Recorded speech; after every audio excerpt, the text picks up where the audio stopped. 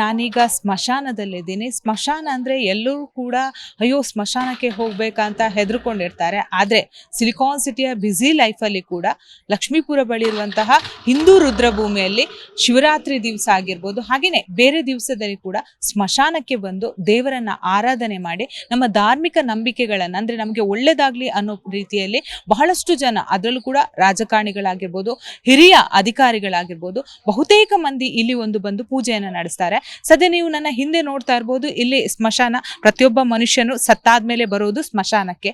So ಸ್ಮಶಾನ ಅಂದ ತಕ್ಷಣ ಪ್ರತಿಯೊಬ್ರು ಕೂಡ ಹೆದರ್ತಾರೆ, ಅಯ್ಯೋ ಸ್ಮಶಾನಕ್ಕೆ ಹೋದ್ರೆ ಈ ರೀತಿ ಆಗುತ್ತೆ, ಆ ರೀತಿ ಆಗುತ್ತೆ, ಕೆಟ್ಟ ಒಂದು ಕಲ್ಪನೆಗಳು ಕೂಡ ಮನುಷ್ಯನಿಗೆ ಇರುವಂಥದ್ದು. ಯಾಕಂದ್ರೆ ಆ ರೀತಿಯಾದಂತಹ ಮೂಢನಂಬಿಕೆಯಲ್ಲಿ ನಮ್ಮ ಒಂದು ಪ್ರಪಂಚ ಕೂಡ ಇರುವಂಥದ್ದು. ಹಿಂದೂಗಳು ಕೂಡ ಇದನ್ನ ಈಗಲೂ ಕೂಡ ಈ ಪದ್ಧತಿಯನ್ನ ಒಂದು ಈಗಾಗಲೇ ಆಚರಿಸ್ತಾ ಇದ್ದಾರೆ. ಆದ್ರೆ ಇಲ್ಲಿ ಲಕ್ಷ್ಮೀಪುರ ಬಳಿ ಇರುವಂತಹ ಹಿಂದೂಪುರ ಏನು ಸ್ಮಶಾನ ಇದೆ, ಈ ಸ್ಮಶಾನದಲ್ಲಿ ಬಹುತೇಕ ಮಂದಿ ಶಿವರಾತ್ರಿ ಆಗಿರ್ಬೋದು, ಹಾಗೇನೆ ಇತರೆ ನಮ್ಮ ಹಿಂದೂ ಧಾರ್ಮಿಕ ಹಬ್ಬದ ಸಂದರ್ಭದಲ್ಲಿ ಬಹುತೇಕ ಮಂದಿ ಇಲ್ಲಿ ಬಂದು ಒಂದು ದೇವರ ಆರಾಧನೆಯನ್ನ ಮಾಡ್ತಾರೆ. ಸೊ ಇಲ್ಲಿ ಯಾವ ರೀತಿ ಆರಾಧನೆ ಮಾಡ್ತಾರೆ, ಇಲ್ಲಿಗೆ ಎಷ್ಟು ವರ್ಷದ ಇತಿಹಾಸ ಇದೆ, ಸೊ ಇಲ್ಲಿ ಯಾವ ರೀತಿ ಇಲ್ಲಿನ ಟ್ರಸ್ಟ್ಗಳು ಇದನ್ನ ನಡೆಸ್ಕೊಂಡು ಹೋಗ್ತಾ ಇದ್ದಾರೆ. ಸ್ವತಃ ನಮ್ ಜೊತೆ ಮಾತಾಡೋದಕ್ಕೆ ಭಾಗ್ಯ ಅವರೇ ಇದ್ದಾರೆ. ಬನ್ನಿ ಅವ್ರನ್ನ ಮಾತಾಡ್ಸ್ತಾ ಹೋಗ್ತೀನಿ. ಮ್ಯಾಮ್, ನೋಡೋಕೆ ಸ್ಮಶಾನ, ಹೊರಗಡೆಯಿಂದ ಒಳಗಡೆ ಬಂದಾಗ ಬಹುತೇಕ ಮಂದಿ ಅಯ್ಯೋ ಸ್ಮಶಾನಕ್ಕೆ ಎಂಟ್ರಿ ಕೊಡ್ಬೇಕಾ, ಯಾಕಂದ್ರೆ ಬಹುತೇಕ ಮಂದಿ ಈ ವಿಡಿಯೋಗಳನ್ನು ನೋಡಿದ್ದಾರೆ, ಬಹುತೇಕ ಮಂದಿ ಇಲ್ಲಿ ಬಂದು ಒಂದು ಪೂಜೆಯನ್ನ ನಡೆಸ್ತಾರೆ. ಅದು ಕೂಡ ಶಿವರಾತ್ರಿ ಸಂದರ್ಭದಲ್ಲಿ ಬಹುತೇಕವಾಗಿ ದೇವರ ಆರಾಧನೆಯಲ್ಲಿ ಎಲ್ಲರೂ ಕೂಡ ತೊಡಗಿರ್ತಾರೆ. ನಿಜಕ್ಕೂ ಕೂಡ ಇದನ್ನ ನೋಡುವಾಗ ಬಹಳಷ್ಟು ಒಂದು ಈ ಪ್ರಪಂಚದಲ್ಲಿ ಈಗಿನ ಸಂದರ್ಭದಲ್ಲಿ ಇದೆಯಾ ಅನ್ನೋದು ಕೂಡ ಒಂದು ಕಲ್ಪನೆನ ಅನ್ನೋದು ಕೂಡ ಇಲ್ಲಿ ಗೊತ್ತಾಗುತ್ತೆ. ಏನ್ ಹೇಳ್ತೀರಾ ಮ್ಯಾಮ್, ಎಷ್ಟು ವರ್ಷದ ಇತಿಹಾಸ ಇದೆ ಇಲ್ಲಿಗೆ? ಈ ದೇವಸ್ಥಾನ ಬಂದು ಇತಿಹಾಸನೇ ಅಂತ ಹೇಳ್ಬೋದು. 150 ವರ್ಷಗಳಿಂದ ಇತಿಹಾಸ ಅಂತ ಹೇಳ್ಬೋದು ಈ ದೇವಸ್ಥಾನ. ಏನಂದರೆ ಮಶಾಣದಲ್ಲಿ ರುದ್ರಭೂಮಿಯಲ್ಲಿ ನೆಲೆಸಿರುವ ಶ್ರೀ ಮಶಾಣ ಕಾಳಿ ಟೆಂಪಲ್ ದೇವಸ್ಥಾನ ಇದು. ಇದರಲ್ಲಿ ಟ್ರಸ್ಟಿ ನಾನಾಗಿರ್ತೀನಿ. ನನ್ನ ಹೆಸರು ಎಸ್ ಭಾಗ್ಯ. ಎಲ್ಲರಿಗೂ ನಮಸ್ಕಾರ. ಈ ಇತಿಹಾಸ ಬಗ್ಗೆ ಹೇಳಬೇಕಂದ್ರೆ ಮಾತೇ ಇಲ್ಲ. ಮಶಾಣದಲ್ಲಿ ನೆಲೆಸಿರೋ ಹರಿಚಂದ್ರ, ಶ್ರೀ ಮಶಾಣ ಕಾಳಿ ದೇವಸ್ಥಾನ, ರುದ್ರಕಾಳಿ ದೇವಸ್ಥಾನ, ಕಾಲಭೈರವ, ದಕ್ಷಿಣಮೂರ್ತಿ, ಎಲ್ಲ ಇತಿಹಾಸ ಅಂತ ಎಲ್ಲ ದೇವಿಗಳು ಇರುವಂಥ ದೇವಸ್ಥಾನ ಇದು. ಇದು ನಮ್ಮ ತಾತ ಅಜ್ಜಿ, ನಮ್ಮ ತಾಯಿ, ನಮ್ಮ ತಂದೆ ನಡೆಸ್ಕೊಂಡು ಬಂದಿರೋಂಥ ದೇವಸ್ಥಾನ. ಈ ದೇವಸ್ಥಾನ ವಿಶೇಷತೆ ಏನಂದರೆ ಬರೀ ಹೆಣ್ಮಕ್ಳೇ ಇರ್ತೀವಿ. ಇದು ಒಂದು 350 ಎಕರೆ ಇರ್ಬೋದು ಸ್ಮಶಾನ. ಸೆಂಟ್ರಲ್ ಇರೋ ಅಂಥ ಈ ದೇವಸ್ಥಾನ ಬರೀ ಹೆಣ್ಮಕ್ಳೇ ಇರ್ತೀವಿ. ಬ್ರಾಹ್ಮಣ ಅಂಥವರೆಲ್ಲ ಯಾರೂ ಬರೋದಿಲ್ಲ. ಸ್ಪೆಷಲ್ ಅಂದರೆ ಹೆಣ್ಮಕ್ಳು ನಡೆಸ್ತೀವಿ. ಅಂದರೆ ನೀವು ಹೇಳೋದು ಪ್ರತಿ ಹಿಂದೂ ನಮ್ಮ ಹಬ್ಬ ಏನಾಗುತ್ತೆ, ಶಿವರಾತ್ರಿ ಆಗಿರ್ಬೋದು, ಬೇರೆ ದಿವಸದಲ್ಲಿ ಇಲ್ಲಿ ಹೆಣ್ಮಕ್ಳೇ ಪೂಜೆ ಮಾಡುವಂಥದ್ದು. ಬ್ರಾಹ್ಮಿನ್ಸ್ ಅಂದರೆ ಭಟ್ರುಗಳು ಬಂದು ಯಾರು ಕೂಡ ಇಲ್ಲಿ ಪೂಜೆ ಮಾಡಲ್ಲ. ಭಟ್ರೆಲ್ಲ ಬಂದು ಪೂಜೆ ಮಾಡಲ್ಲ, ಬರೀ ಹೆಣ್ಮಕ್ಳೇ ಮಾಡ್ತೀವಿ. ಶುಕ್ರವಾರ, ಮಂಗಳವಾರ, ಭಾನುವಾರ ಮತ್ತು ಅಮಾವಾಸ್ಯೆ, ಪೌರ್ಣಮಿಗಳಲ್ಲಿ ತುಂಬ ವಿಶೇಷವಾಗಿರುತ್ತೆ ದೇವಸ್ಥಾನ. ತುಂಬ ಸಾವಿರಾರು ಜನ ಸೇರುವಂಥ ಜಾಗ ಇಲ್ಲಿ. IAS ಆಫೀಸರ್ ಇರ್ಬೋದು, ಜಡ್ಜಸ್ ಆಗಿರ್ಬೋದು, ಅಧಿಕಾರಿಗಳಾಗಿರ್ಬೋದು, ಗೌರ್ಮೆಂಟ್ ಎಂಪ್ಲಾಯೀಸ್ ಆಗಿರ್ಬೋದು, ಜಡ್ಜು ಸಹ ಇಲ್ಲಿ ಬರೋ ಅಂಥದ್ದಿದೆ. ಮತ್ತು ರಾಜಕೀಯದಲ್ಲಿ ಇರೋರು ಗಣ್ಯ ವ್ಯಕ್ತಿಯರೆಲ್ಲ ಇಲ್ಲಿ ಬರ್ತಾರೆ. ಒಳ್ಳೇದಾಗುತ್ತೆ, ದೇವಿ ಆಶೀರ್ವಾದ ಪಡ್ಕೊಳಕ್ಕೆ ಬರ್ತಾರೆ. ಇಲ್ಲಿ ಎಲ್ಲ ಹೇಳ್ತಾರೆ, ಇಲ್ಲಿ ಯಾವುದೋ ಒಂದು ಮಾಟ ಮಂತ್ರ ಅಂಥದ್ದು ಇಂಥದ್ದು ಮಾಡ್ತಾರೆ ಅಂತ. ಅದಲ್ಲ, ಇಲ್ಲಿ ದೇವಿನ ನಂಬಿ ಬರ್ತಾರೆ ದೇವಸ್ಥಾನಕ್ಕೆ, ಒಳ್ಳೇದಾಗುತ್ತೆ ಅಂತ. ಮೈನ್ ಏನಂದರೆ ಇಲ್ಲಿ ತಡೆ ಹೊಡೆಸ್ಕೊಳ್ತಾರೆ. ಎಲ್ಲೋ ನೈಟಲ್ಲಿ ಓಡಾಡ್ತಾರೆ. ಅಮಾವಾಸ್ಯೆ ಟೈಮಲ್ಲಿ ಈ ಮೊಟ್ಟೆ ಅದು ಇದು ರೋಡಲ್ಲಿ 3 ರೋಡಲ್ಲಿ ಹಾಕಿರ್ತಾರೆ. ಅದನ್ನು ದಾಟ್ಬಿಟ್ರೆ ಇಲ್ಲ ಆಕ್ಸಿಡೆಂಟ್ ಆಗ್ತಾ ಇರುತ್ತೆ. ಅಂಥ ಸಮಯದಲ್ಲಿ ಏನು ಮಾಡ್ತಾರೆ, ಈ ದೇವಸ್ಥಾನಕ್ಕೆ ಬಂದು ದೃಷ್ಟಿ ತಗೊಳ್ತಾರೆ. ದೃಷ್ಟಿ ತಗೊಳೋದು ತುಂಬ ವಿಶೇಷವಾಗಿರುತ್ತೆ. ಅದೇ ಸಮಯ ಈ ಶಿವರಾತ್ರಿ ಅಂದರೆ ನೈಟು 15ನೇ ತಾರೀಕು ನೈಟು ಮಿಡ್ನೈಟ್ 12 ಗಂಟೆಗೆ ಜನ ಸೇರ್ತಾರೆ. ಒಂದು 4,000 ಜನ ರಾತ್ರಿನೇ ಸೇರ್ತಾರೆ ಇಲ್ಲಿ. ಅಷ್ಟು ವಿಶೇಷವಾಗಿರುತ್ತೆ ಶಿವರಾತ್ರಿ. ಮತ್ತು 3 days ಅಮಾವಾಸ್ಯೆನೂ ಅಷ್ಟೇ, ಅಷ್ಟು ಜನ ಸೇರೋ ಅಂಥ ಜಾಗ ಇದು. ಅನ್ನದಾನ ನಡೆಯುತ್ತೆ. ತುಂಬ ಇಲ್ಲಿ ನಂಬಿಕೆ ಏನಂದರೆ ಬಲಿ ಕೊಡ್ತಾರೆ, ಕೋಳಿ ಬಲಿ ಕೊಡ್ತಾರೆ, ಮೇಕೆ ಬಲಿ ಕೊಡ್ತಾರೆ. ಇದು ಬಂದ್ಬಿಟ್ಟು ಪರಂಪರೆಯಿಂದ ಬಂದಿರುವಂಥ ಪದ್ಧತಿ ಇದು. ಇವಾಗೂ ಸಹ ಅದೇ ಪದ್ಧತಿಯಲ್ಲೇ ನಡ್ಕೊಂಡು ಹೋಗ್ತಾ ಇದೆ. ಒಳ್ಳೇದಾಗ್ಲಿ ದೇವಸ್ಥಾನಗೆ ನಾನು ಟ್ರಸ್ಟಿ ಆಗಿ ಇಲ್ಲಿ ಸದಾ ವಾರ ವಾರ ಬಂದ್ಬಿಟ್ಟು ಅನ್ನದಾನ ನಡೆಯುತ್ತೆ, ದೇವಿಗೆ ವಿಶೇಷ ಅಲಂಕಾರ ನಡೆಯುತ್ತೆ. ಪ್ರತಿ ವರ್ಷ ಇದನ್ನ ಶಿವರಾತ್ರಿ ಆದ ನಂತರ ಮುಚ್ತೀರಾ ಹೇಗೆ? ಇದ್ರ ಬಗ್ಗೆ ಎಕ್ಸ್ಪ್ಲೇನ್ ಮಾಡ್ತಾ ಹೋಗೋದಾದ್ರೆ. ಇಲ್ಲ, ವರ್ಷ ಫುಲ್ಲು ದೇವಿನ ಮುಚ್ಚಲ್ಲ. ಯಾವಾಗ ಶಿವರಾತ್ರಿ ಬರುತ್ತೋ 11 ಡೇಸ್ ನಾವು ಕ್ಲೋಸ್ ಮಾಡ್ತೀವಿ. 11 ಡೇಸ್ ನಾವು ಯಾತಕ್ಕೆ ಕ್ಲೋಸ್ ಮಾಡ್ತೀವಿ ಅಂದರೆ ಅಲಂಕಾರ ಮತ್ತು ಪೇಂಟಿಂಗು ವರ್ಷ ಫುಲ್. ಅಂದರೆ ಮಧ್ಯಾಹ್ನ ಟೈಮಲ್ಲೂ ದೇವಸ್ಥಾನ, ಇವಾಗ ಎಲ್ಲ ದೇವಸ್ಥಾನದಲ್ಲಿ ಮಧ್ಯಾಹ್ನ ಟೈಮ್ ಕ್ಲೋಸ್ ಮಾಡ್ತಾರೆ. ಸೊ ಇದು ಮಶಾಣ ಇರೋದ್ರಿಂದ ನಾವು ಕ್ಲೋಸೇ ಮಾಡೋದಿಲ್ಲ, ಮಧ್ಯಾಹ್ನ ಟೈಮು ಓಪನ್ನೇ ಇರುತ್ತೆ. 11 ಡೇಸ್ ನಾವು ಯಾಕೆ ಕ್ಲೋಸ್ ಮಾಡ್ತೀವಿ ಅಂದರೆ ಅಲಂಕಾರ ಮತ್ತು ವಿಶೇಷವಾಗಿರುತ್ತೆ, ಪೇಂಟಿಂಗ್ ಎಲ್ಲ ಮಾಡೋದ್ರಿಂದ ನಾವು ಇದನ್ನ ಕ್ಲೋಸ್ ಮಾಡ್ತೀವಿ. ಅದೇ ಸಮಯ ಶಿವರಾತ್ರಿ ನೈಟು 12 ಗಂಟೆಯಲ್ಲಿ ನಾವು ಓಪನ್ ಮಾಡೋದು ದೇವಸ್ಥಾನ ಇದು. ಅಂದ್ರೆ ಈಗ ದೇವಸ್ಥಾನದಲ್ಲಿ ಯಾವ ರೀತಿಯಾದಂತಹ ಪೂಜೆ ಪುರಸ್ಕಾರಗಳು ನಡೆಯುತ್ತೆ ಶಿವರಾತ್ರಿ ದಿವಸ? ಶಿವರಾತ್ರಿ ದಿವಸ ಅದೇನೆ ಬಲಿ ಕೊಡ್ತಾರೆ ಮತ್ತೆ ಅಲಂಕಾರ ತುಂಬಾ ವಿಶೇಷವಾಗಿರುತ್ತೆ. ಆ ಥರ ನಾರ್ಮಲ್ ಅಲಂಕಾರ ಇರುತ್ತೆ. ಈ ದೇವಿ ಮಣ್ಣಿರುತ್ತೆ. ಈ ಮಣ್ಣಲ್ಲಿ ಬಂದ್ಬಿಟ್ಟು ವರ್ಷಕ್ಕೊಮ್ಮೆ ದೇವಿ ಮಾಡ್ತೀವಿ. ಈ ಮಣ್ಣಲ್ಲೇ ಮಾಡ್ತೀವಿ. ತುಂಬಾ ಅಲ್ಲಿಂದ ಇಲ್ಲಿವರೆಗೂ ಇರತ್ತೆ. ಸುಮಾರು 13 ಅಡಿ ಲೆಂತ್ ಅಲ್ಲಿ ನಾವು ದೇವಿನ ಮಾಡಿರ್ತೀವಿ. ಮಾಡಿಬಿಟ್ಟು ವಿಶೇಷವಾಗಿ ಇದಕ್ಕೆ ಮಿಡ್ ನೈಟ್ ಬಂದು ಕಣ್ಣು ಓಪನ್ ಮಾಡುವಂತ ಒಂದು ಸಂಪ್ರದಾಯ ಈ ಮಣ್ಣಿಗೆ ನಾವು ಮಾಡ್ತೀವಿ. ಅದು ಬಂದ್ಬಿಟ್ಟು ನಾವು ಒಂದೇ ದಿವಸ ಮಾಡೋದು, ಒಂದೇ ದಿವಸ ಇರುತ್ತೆ. ಒಂದೇ ದಿವಸದಲ್ಲಿ ದೇವಿಯ ಮೂರ್ತಿಯನ್ನ ನಿರ್ಮಾಣ ಮಾಡ್ತೀರಾ? ಮಾರನೇ ದಿವಸ ಸಾಯಂಕಾಲ ಮತ್ತೆ ಇದನ್ನೆಲ್ಲ ಹೊಡೆದ್ಬಿಟ್ಟು ಮುಖ ಮಾತ್ರ ಹೊಡೆಯಲ್ಲ, ಕೈ ಕಾಲು ಎಲ್ಲ ಹೊಡೆದ್ಬಿಟ್ಟು ತಿರ್ಗಾ ಅದನ್ನ ಕ್ಲೋಸ್ ಮಾಡ್ತೀವಿ. ಕ್ಲೋಸ್ ಮಾಡ್ಬಿಟ್ಟು ಮತ್ತೆ ಬರೋ ವರ್ಷ ಮಾತ್ರನೇ ಇದನ್ನ ಓಪನ್ ಮಾಡೋದು. ಅಂದ್ರೆ ಈ ಮಣ್ಣು ಸ್ಮಶಾನದಲ್ಲಿ ಈಗ ಸುಟ್ಟಂತಹ ಆಗಿರ್ಬೋದು, ಊತಂತಹ ಮಣ್ಣ ಅಥವಾ ಹೊರಗಡೆಯಿಂದ ತರುವಂತಹ ಮಣ್ಣ? ಇಲ್ಲ, ಈ ರುದ್ರ ಭೂಮಿ ಇದೆ ಮಣ್ಣದು. ಮಣ್ಣಿನಲ್ಲೇ ನೀವು ದೇವರ ಮೂರ್ತಿ ದೇವಿ ಅದು ದೇವಿ ಮೂರ್ತಿನೇ ಮಾಡ್ತೀವಿ. ಆಮೇಲೆ ಅದು ಒಂದ್ ದಿವಸ ಆದ್ಮೇಲೆ ತೆಗ್ದ್ಬಿಡ್ತೀವಿ. ಇದು ಹೊರಗಡೆಯಿಂದ ತರೋ ಅಂತ ಮಣ್ಣ ಅಲ್ಲ, ರುದ್ರಭೂಮಿದೇ ಮಣ್ಣಾಗಿರುತ್ತೆ. ಪ್ರತಿ ವರ್ಷ ಕೂಡ ಶಿವರಾತ್ರಿ ಸಂದರ್ಭದಲ್ಲಿ ಮಾತ್ರ ಇದನ್ನ ಮಾಡುವುದಾ? ಹೌದು, ವರ್ಷಕ್ಕೆ ಒಮ್ಮೆ ಮಾತ್ರ ಮಾಡೋದು. ಅಂದ್ರೆ ನೀವು ನಿಮ್ಮ ಫ್ಯಾಮಿಲಿಯಿಂದ ಮಾಡ್ತೀರಾ ಅಥವಾ ಹೊರಗಡೆಯಿಂದ ಬಂದವ್ರು ಮಾಡ್ತಾರಾ, ಹೇಗೆ? ಇಲ್ಲ, ಇಲ್ಲಿ ನಾವು ಮಾಡ್ತಾ ಇದ್ವಿ, ನಮ್ದು ಟ್ರಸ್ಟ್ ಕಡೆಯಿಂದ ಮಾಡ್ತೀವಿ. ಫ್ಯಾಮಿಲಿ ಸದ್ಯಕ್ಕೆ ಅಮ್ಮ ಅಪ್ಪ ಎಲ್ಲ ಯಾರು ಇಲ್ಲ. ಇಲ್ಲಿ ನಾವೇನಿದೀವಿ ಹೆಣ್ಮಕ್ಳು, ಆದ್ರೆ ಪಬ್ಲಿಕ್ ಬಂದು ಎಷ್ಟೋ ಸಾವಿರ ಜನ ಬರ್ತಾರೆ. ಅಂದ್ರೆ ಫುಲ್ಲು ಪಬ್ಲಿಕ್ ಬರ್ತಾರೆ. ಸ್ಮಶಾನದ ಮಣ್ಣನ್ನೇ ತೆಗೆದುಕೊಂಡು ಇದರಲ್ಲಿ ದೇವಿಯ ಮೂರ್ತಿ ಮಾಡಿ ಅಲ್ಲಿ ನಿಲ್ಲಿಸ್ತೀರಾ, ಹೇಗೆ? ಮಲಗಿಸ್ತೀವಿ. ಮನ್ಗಿರೋದದು. ಅದಕ್ಕೆ ಎಷ್ಟೋ ಜನ ಬಂದು ಬಲಿ ಕೊಡ್ತಾ ಇರ್ತಾರೆ. ಇದನ್ನ ಮಣ್ಣಲ್ಲಿ ನಿಲ್ಸಕ್ಕಾಗಲ್ಲ, ಅಲ್ಲಿಂದ ಇಲ್ಲಿವರೆಗೂ ಮನಗಿಸ್ತೀವಿ. ಅದಕ್ಕೆ ಫುಲ್ಲು ಡೇ ಬಂದು ಪೂಜೆ ನಡೀತಾ ಇರತ್ತೆ. ಸ್ಯಾರಿ, ಇವಾಗ ಹೆಣ್ಮಕ್ಳಿಗೆ ಸಂಬಂಧಪಟ್ಟಿರೋದು ಏನೇ ವಸ್ತು ಇರ್ಲಿ ಆ ದೇವಿಗೆ ಕೊಡ್ತಾ ಇರ್ತಾರೆ ಒಂದ್ ದಿವ್ಸ. ಅದಾದ್ಮೇಲೆ ಅದನ್ನ ತೆಗ್ದ್ಬಿಡ್ತೀವಿ. ಅಂದ್ರೆ ಇದು ಪ್ರತಿ ವರ್ಷ ಕೂಡ ನಡೆಯುತ್ತೆ. ಸೊ ಅಲ್ಲೇ ಬಂದು ಬಲಿ ಎಲ್ಲ ಕೊಡ್ತಾರೆ. ಹೌದು. ಏನಕ್ಕೆ ಮ್ಯಾಮ್, ಏನು ಆಚರಣೆ ಅದು? ಆಚರಣೆ ಅದೇ, ಇದು ಸ್ಮಶಾನ ಇರೋದ್ರಿಂದ ಇದು ಇತಿಹಾಸದಿಂದನೂ ಆ ದೇವಿಗೆ ಒಂದು ದಿವಸ ಇದು ಮಾಡಬೇಕು ಅಂತ ಇತಿಹಾಸದಲ್ಲೇ ಬಂದಿರೋದು. ಅದಕ್ಕೋಸ್ಕರ ಅದಕ್ಕೆ ಬಲಿ ಅಂತೂ ಕೊಡ್ತಾನೆ ಇರ್ತಾರೆ.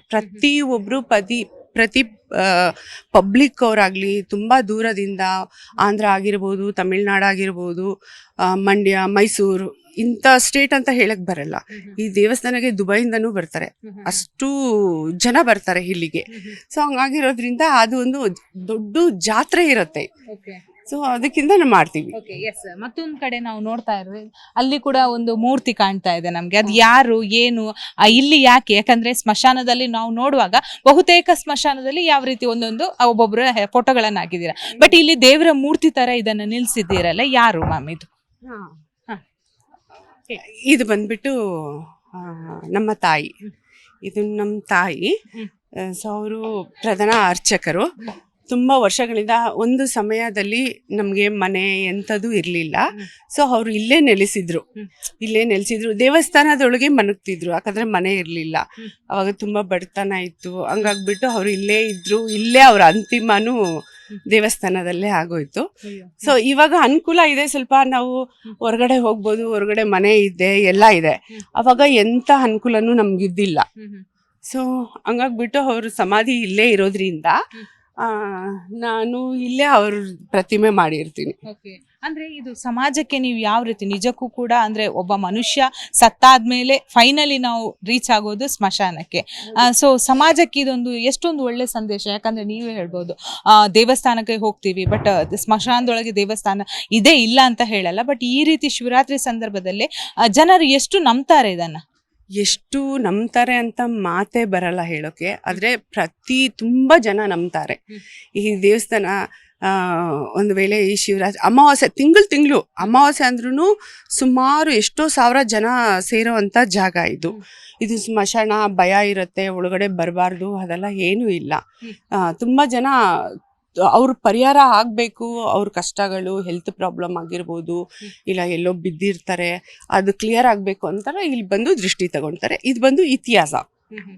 ಸೊ ನೀವು ಕೂಡ ಚಿಕ್ಕದಿಂದ ಕೂಡ ಇಲ್ಲಿ ಬರ್ತಾ ಇದ್ರ ಹೇಗೆ? ಅಂದ್ರೆ ತಾಯಿಯ ಸಮಾಧಿ ಇಲ್ಲಿ ನೋಡುವಾಗ ಅವ್ರು ಇಲ್ಲೇ ಇದ್ರ? ಅಂದ್ರೆ ಈ ಸ್ಮಶಾನದ ಬಗ್ಗೆ ಎಷ್ಟು ವರ್ಷದ ಇತಿಹಾಸ ಇದೆ? ಅವ್ರು ಎಷ್ಟು ವರ್ಷದಿಂದ ಇಲ್ಲಿ ಕೆಲಸ ಮಾಡ್ತಾ ಅಥವಾ ಇಲ್ಲಿ ನೋಡ್ತಾ ಇದ್ರು? ನಾನು ಮಗುವಿಂದನೂ ಇಲ್ಲೇ ಇದ್ದೀನಿ, ಇಲ್ಲೇ ಬೆಳೆದಿರೋದು, ತಾಯಿ ಜೊತೆನೇ ಇದೆ. ಯಾವಾಗ ನಮಗೆ ಸ್ವಲ್ಪ ಬುದ್ಧಿ ಬಂತು ಅವಾಗೇ ಆಚೆ ಹೋಗಿರೋದು. ಹೆಣ್ಮಕ್ಳು ಇಲ್ಲಿ ಒಳಗಡೆ ಬರ್ತಾರೆ, ಭಯ ಪಡೋವಂಥ ಎಂಥ ವಿಷಯನೂ ಇಲ್ಲ. ನಾವು ಇಲ್ಲೇ ಹುಟ್ಟಿ ಇಲ್ಲೇ ಬೆಳೆದಿರೋದ್ರಿಂದ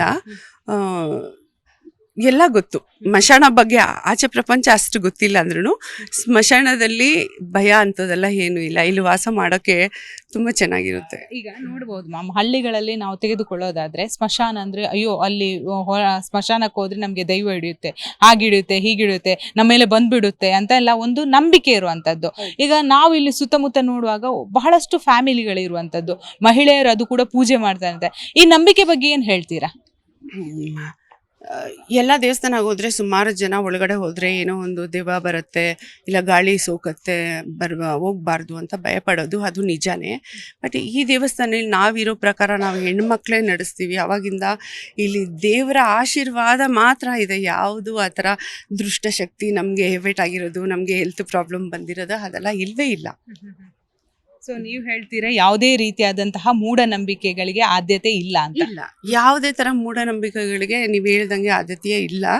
ಬಟ್ ಇಲ್ಲಿ ತುಂಬ ಶಕ್ತಿ ಆಗಿದೆ ಮಣ್ಣಿಗೂ ದೇವರಿಗೂ. ನಾವು ಫುಲ್ಲು ಇಲ್ಲಿ ನೋಡ್ಬೋದು, ಬರೀ ಹೆಣ್ಮಕ್ಳೇ ಇರ್ತಾರೆ, ಹೆಣ್ಮಕ್ಳೇ ಪೂಜೆ ಮಾಡ್ತಾರೆ, ಕ್ಲೀನ್ ಮಾಡ್ತಾರೆ, ಗುಡಿಸೋದ್ರಿಂದ ಹಿಡಿದ್ಬಿಟ್ಬಿಟ್ಟು ಬರೀ ಹೆಣ್ಮಕ್ಳೇ ಮಾಡ್ತಾರೆ. ಸೊ ಯಾರಿಗೂ ನೀವು ಅವ್ರ ಹತ್ರ ಕೇಳ್ಬೋದು ಹೇಗಿದೆ ನಿಮಗೆ ಅನುಭವ ಅಂತ. ನಾನು ಚಿಕ್ಕದ್ರಿಂದ ಇಲ್ಲಿರೋದ್ರಿಂದ ನನ್ನ ಹತ್ರ ಇರೋ ಎಲ್ಲ ಕೆಲಸ ಮಾಡೋರು ಎಲ್ಲ ಹೆಣ್ಮಕ್ಳಾಗಿರ್ತಾರೆ. ದೇವ್ರ ಸೇವೆ ಮಾಡ್ತಾರೆ, ಕೆಲಸ ಮಾಡ್ತಾರೆ ಅನ್ನೋದಕ್ಕಿಂತ ದೇವ್ರ ಸೇವೆ ಮಾಡ್ತಾರೆ. ಬೇಕಾದ್ರೆ ಅವ್ರ ಅನುಭವ ನೀವು ಕೇಳ್ಬೋದು. ಈಗ ಮ್ಯಾಮ್, ಈಗ ಇಲ್ಲಿರುವಂತಹ ದೇವಿ ಯಾವ ದೇವಿ ಅಂದ್ರೆ ಪ್ರತಿದಿನ ಪೂಜೆ, ಈಗ 11 ದಿವಸ ಹೌದು, ಅದಕ್ಕೆ ಬೇಕಾದಂತಹ ನೀವು ಅಲಂಕಾರಗಳ ಮಾಡ್ತಾ ಇರ್ತೀರಾ. ಪ್ರತಿ ದಿವಸ ಬಂದು ಇಲ್ಲಿರುವಂತಹ ಅಂದ್ರೆ ಸತ್ತವರ ಕುಟುಂಬಸ್ಥರಾಗ್ಲಿ ಅವ್ರು ಏನಾದ್ರೂ ಪೂಜೆಗಳನ್ನ ಮಾಡ್ತಾರಾ? ಯಾಕಂದ್ರೆ ಇಲ್ಲಿರುವಂತಹ ನಾವು ದೇವಿಯನ್ನ ನೋಡುವಾಗ ಬಹುತೇಕವಾಗಿ ಬಹಳಷ್ಟು ಅದ್ಭುತವಾಗಿದೆ. ಸೊ ನೋಡೋದಕ್ಕೆ ಕೂಡ ಬಹಳಷ್ಟು ಖುಷಿ ಆಗುತ್ತೆ. ಬಟ್ ಆ ವಿಡಿಯೋಗಳನ್ನ ನೋಡುವಾಗ ಅಂದ್ರೆ ಆ ದೇವಿನ ಬಂದು ಡೈಲಿ ಆರಾಧನೆ ಏನಾದ್ರೂ ಮಾಡ್ತಾರಾ ಹೇಗೆ ಅಂತ? ಯಾಕಂದ್ರೆ ನಾವು ಸುತ್ತಮುತ್ತ ನೋಡುವಾಗ ಬಹುತೇಕ ಜನ ಪೂಜೆಗಳನ್ನ ಕೂಡ ಮಾಡ್ತಾ ಇರುವಂತದ್ದು. ಇತರ ದಿನಗಳಲ್ಲಿ ಏನಾದ್ರೂ ಅವಕಾಶ ಏನಾದ್ರೂ ಇದೆಯಾ? ಇದು ಮೈನು ದೇವಸ್ಥಾನ. ಇದು ಇಲ್ಲೇ ನೆಲೆಸಿರುವ ತಾಯಿ ಇದು. ಅಂದ್ರೆ ಫಸ್ಟ್ ಇದಿದು ಇದೆ. ಇದು ಬರೀ ಒಂದು 4 ಗೋಡೆ ಸಹ ಇತ್ತು ಅಷ್ಟೇ. ಇಲ್ಲಿ ಬರೀ 4 ಗೋಡೆ ಇತ್ತು. ಅಷ್ಟರಲ್ಲಿ ಅಮ್ಮ ನೆಲೆಸಿರೋ ಜಾಗ ಅದು. ಅಲ್ಲಿ ಹುತ್ತಾ ಇತ್ತು, ಅಂದ್ರೆ ಮಣ್ಣಲ್ಲಿ ಬೆಳೀತಾ ಇತ್ತು. ಆ ಮಣ್ಣು ಬೆಳೀತಾ ಬೆಳೀತಾ ಬೆಳೀತಾ ಗೋಡೆಗೆ ತಗ್ಲೋ ರೀತಿ ಇತ್ತು. ಇದು ಬಂದ್ಬಿಟ್ಟು ಆ ಕಾಲದಲ್ಲಿ. ಅಂದ್ರೆ ನೀವು ಹೇಳ್ತಾ ಇರೋದು ಈ ಬಾಗಿಲುಗಳನ್ನ ಮುಚ್ಚಿದೀರಾ? ಈ ಬಾಗಿಲ ಒಳಗಡೆ ಓಪನ್ ಮಾಡಿ ತೋರಿಸ್ಬೋದಾ? ಬನ್ನಿ. ಅಂದ್ರೆ ಸದ್ಯ ಇವರು ಹೇಳೋ ಪ್ರಕಾರ ಇಲ್ಲಿ ಮೊದಲು ದೇವರ ಅಂದ್ರೆ ಹುತ್ತದ ಮೂಲಕ ಇತ್ತು ಅಂತ.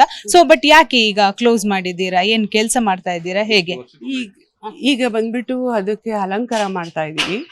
ಸೊ ಅದಕ್ಕೆ ದೇವಿ ಮುಖ ನೋಡಂಗಿಲ್ಲ. ಅಂದ್ರೆ ದೇವಿ ಮುಖ ಇವು ಅಲಂಕಾರ ಮಾಡುವಾಗ ಕಣ್ಣು ಓಪನ್ ಮಾಡಿದಿರಾ ನೋಡಂಗಿಲ್ಲ ಅಂತ ಅಂದ್ರೆ ಈಗ ದೃಷ್ಟಿ. ಅಲ್ಲೊಂದು ದೊಡ್ಡ ದೇವರು ಇದ್ದಾರೆ, ಬಟ್ ಇದ್ರ ಮೂಲ ಸ್ಥಾನ ಇರುವಂತದ್ದು ಇಲ್ಲಿ. ಇದು ಮೂಲ ಸ್ಥಾನ. ಇದು ಮೂಲ ಸ್ಥಾನ. ಇಲ್ಲಿ ಗರ್ಭಗುಡಿ. ಇಲ್ಲಿ ದರ್ಶನ ಮಾಡಿಕೊಂಡು ಮತ್ತೆ ಹೊರಗಡೆ ಬರ್ತಾರೆ. ಹೊರಗಡೆ ಬಂದು ಈಗ ಬಂದು ಇಲ್ಲಿ ಮಣ್ಣಿದೆಯಲ್ಲ, ಅಲ್ಲಿ ಮಣ್ಣಲ್ಲಿ ನಮಸ್ಕಾರ ಮಾಡ್ಕೊಂಡು ರುದ್ರಕಾಳಿ ದೇವಿ ನಿಂತಿರ್ತಾರೆ, ಅಲ್ಲಿ ದರ್ಶನ ಮಾಡ್ಕೊಂಡು ತಡೆ ಹೊಡ್ಸ್ಕೊಂಡು ಹೋಗ್ತಾರೆ.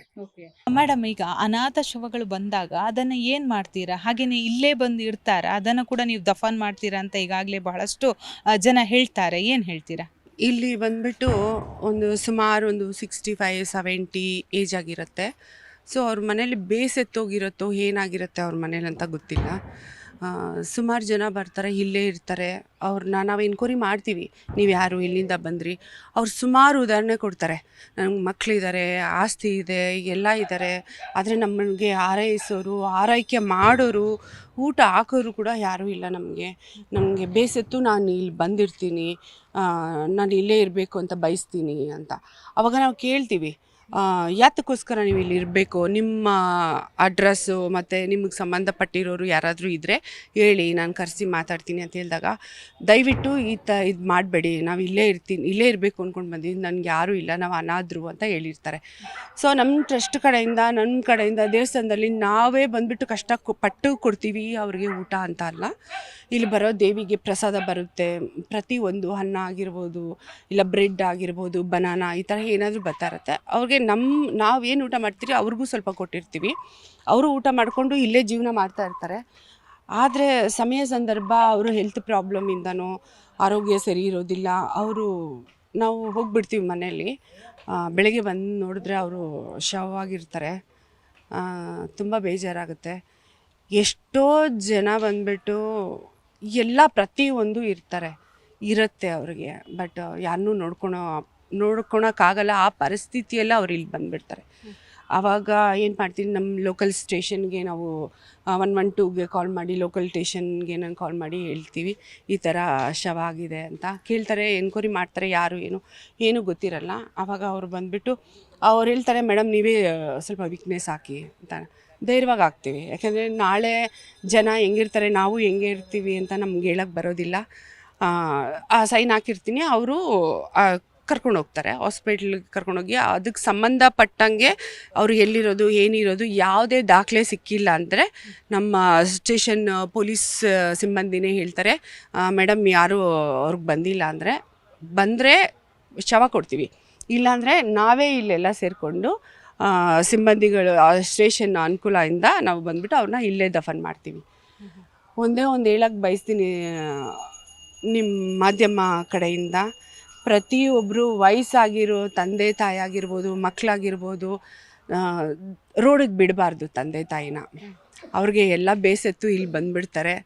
ದಯವಿಟ್ಟು ಇದು ಪ್ರಚಾರ ಏನಾಗುತ್ತೆ, ಯಾವುದೇ ತಾಯಿ ತಂದೆನ ಯಾವುದೇ ಮಕ್ಕಳು ರೋಡಿಗೆ ಬಿಡಬಾರ್ದು. ಅವ್ರು ಲಾಸ್ಟ್ ಟೈಮಲ್ಲಿ ಅವ್ರು ಏನೇನೋ ಆಸೆ ಭಾವನೆಗಳನ್ನ ಇಟ್ಕೊಂಡಿರ್ತಾರೆ, ನಮ್ಮ ಮಕ್ಳು ಹಿಂಗೆ ನೋಡ್ತಾರೆ, ನಮ್ಗೆ ಈ ಥರ ಆಶ್ರಯ ಕೊಡ್ತಾರೆ ಅಂತ. ಅದೇನು ಸಿಕ್ಕದಿರ ಈ ಥರ ರೋಡಿಗೆ ಬರ್ತಾ ಇದ್ದಾರೆ ಮ್ಯಾಮ್. ಇದು ನಿಮ್ಮ ಮಾಧ್ಯಮ ಕಡೆಯಿಂದ ಇದಾದರೆ ಯಾವ ತಾಯಿ ತಂದೆನೂ ಆಶ್ರಮ ಬೆಳೆಯೋಕ್ಕೆ ಕಾರಣನೇ ಯಾವುದೇ ತಾಯಿ ತಂದೆನ ಮಕ್ಕಳು ಇರೋ ಕಾರಣನೇ ಇವಾಗ ಎಷ್ಟು ಆಶ್ರಮಗಳು ಪ್ರತಿಯೊಂದು ಏರಿಯಾಗೂ, ಪ್ರತಿಯೊಂದು ಜಿಲ್ಲೆಗೂ, ಎಷ್ಟು ಕಡೆ ಆಶ್ರಮ.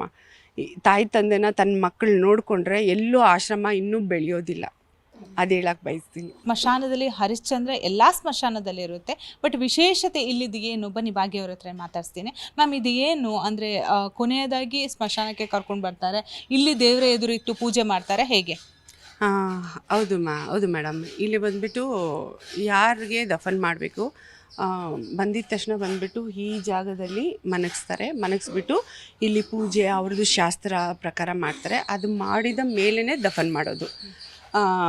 ಅಂದರೆ ಈ ಇನ್ಚಾರ್ಜಿಗೆ ಅಂತ ನಮ್ಮ ಗೇಟಲ್ಲಿ ಶ್ರೀನಿವಾಸ್ ಅಂತ ಇದ್ದಾರೆ ಸರು. 3 ಜನ ಗೌರ್ಮೆಂಟಿಂದ ಇದು ಆಗಿರುತ್ತೆ.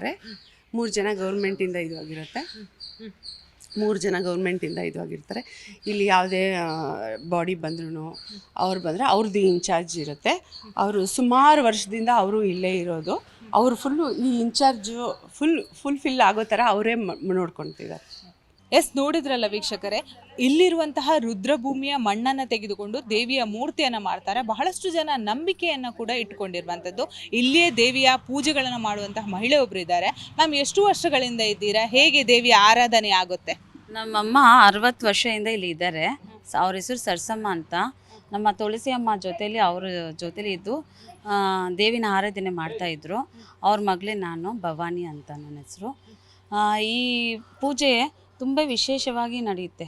ಏನೇ ಕಷ್ಟ ಅಂತ ಇಲ್ಲಿ ಬಂದ್ರೂ ಈ ತಾಯಿನ ನೋಡಿ ಆರಾಧನೆ ಮಾಡಿ ಇಲ್ಲಿ ಅಮ್ಮನ ಹತ್ರ ಒಂದು ಕರ್ಪೂರ ಹಚ್ಚಿ ಒಂದು ನಿಮ್ಮನ್ನು ಬೇಡ್ಕೊಂಡು ಅರ್ಕೆ ಮಾಡಿ ತಗೊಂಡು ಹೋಗ್ತಾರೆ. ತುಂಬ ಜನಕ್ಕೆ ಒಳ್ಳೆ ರಿಸಲ್ಟ್ ಬಂದಿದೆ. ತುಂಬ ಪಾಸಿಟಿವ್ ಜಾಗ ಅಂದರೆ ಇದೆ. ಆವಾಗ ಆ ಟೈಮ್ ಇರುವಾಗ ನಮ್ಮ ತುಳಸಿ ಅಮ್ಮ ಅವರು ತುಂಬ ಜನ ಮಕ್ಕಳನ್ನ ನೋಡಿ ರಕ್ಷಣೆ ಕೊಟ್ಟವರು ಈ ಜಾಗ. ಅದು ಆ ಅಮ್ಮನ ನೋಡಿನೇ ಎಷ್ಟೋ ಜನ ಬರ್ತಾಯಿದ್ರು ನಮ್ಮ ತುಳಸಿ ಅಮ್ಮನ ನೋಡಿ. ಆ ತುಳಸಿ ಅಮ್ಮ ಬಂದ ಮೇಲೇ ಎಷ್ಟೋ ಹೆಣ್ಮಕ್ಳು ಒಳಗಡೆ ಬರೋಕ್ಕೆ ಧೈರ್ಯ ಬಂದಿತ್ತು ಆವಾಗ.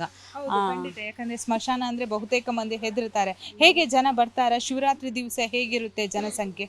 ಆವಾಗ ಶಿವರಾತ್ರಿ ನೈಟ್ ಕರೆಕ್ಟಾಗಿ 1 ಗಂಟೆಗೆ ಅಮ್ಮಂದು ಕಣ್ಣು ತೊಗೊಂಡು ಬಂದು ಇಲ್ಲಿ ಇಕ್ಕಕ್ಕೆ ಬರ್ತಾರೆ ಪೂಜೆ ಮಾಡೋಕ್ಕೆ.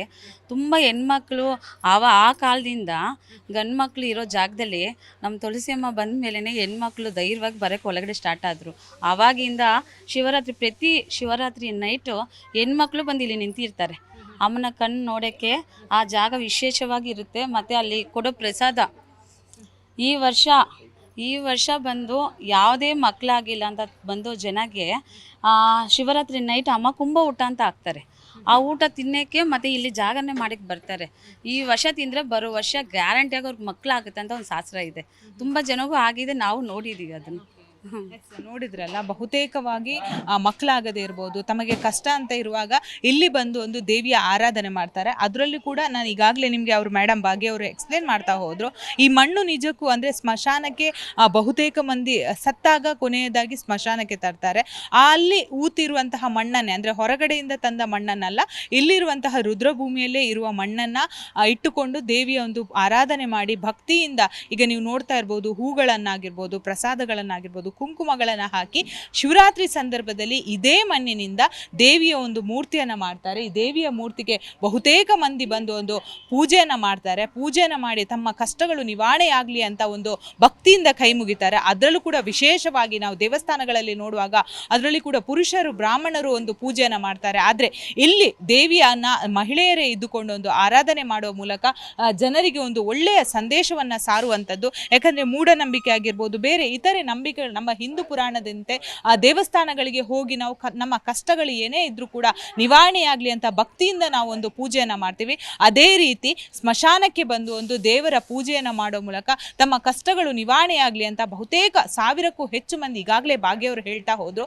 ಇಲ್ಲಿ ಬರುವವರು ಅದರಲ್ಲೂ ಕೂಡ ದೊಡ್ಡ ದೊಡ್ಡ ಅಧಿಕಾರಿಗಳು, ಯಾಕಂದರೆ ಸಣ್ಣ ಪುಟ್ಟವರು ಬರದೆ ದೇವರಲ್ಲಿ ದೊಡ್ಡವರು ಬಂದು ದೇವರಲ್ಲಿ ತಮ್ಮ ಕಷ್ಟಗಳನ್ನು ಹೇಳಿಕೊಂಡು ಶಿವರಾತ್ರಿಯನ್ನು ಬಹಳಷ್ಟು ಅದ್ದೂರಿಂದ ಆಚರಣೆ ಮಾಡ್ತಾರೆ. ಇಲ್ಲಿ ಯಾರೆಲ್ಲ ಬಂದಿಲ್ಲ, ಇಲ್ಲಿ ಬಂದು ದೇವರ ಒಂದು ಪೂಜೆ ಪುರಸ್ಕಾರಗಳನ್ನು ಕೈಗೊಂಡು ನಿಮ್ಮ ಜೀವನದಲ್ಲಿ ಏನಾದರೂ ಕಷ್ಟಗಳಿದ್ರೆ ಅದನ್ನು ನಿವಾರಣೆ ಮಾಡ್ಕೊಳ್ಳಿ ಅಂತ ಇಲ್ಲಿರುವರು ಬಹಳಷ್ಟು ಮಹಿಳೆಯರು ಕೂಡ ಹೇಳಿದ್ರು. ಹಾಗೆಯೇ ಭಾಗ್ಯವರು ಕೂಡ ಜಿ ಕನ್ನಡ ಜೊತೆ ಹೇಳ್ತಾ ಹೋದ್ರು. ಬೆಂಗಳೂರಿಂದ ಕ್ಯಾಮ್ರಾ ಪರ್ಸನ್ ವಿನೋದ್ ಜೊತೆ ಭವ್ಯ ಸುನಿಲ್, ಜಿ ಕನ್ನಡ ನ್ಯೂಸ್.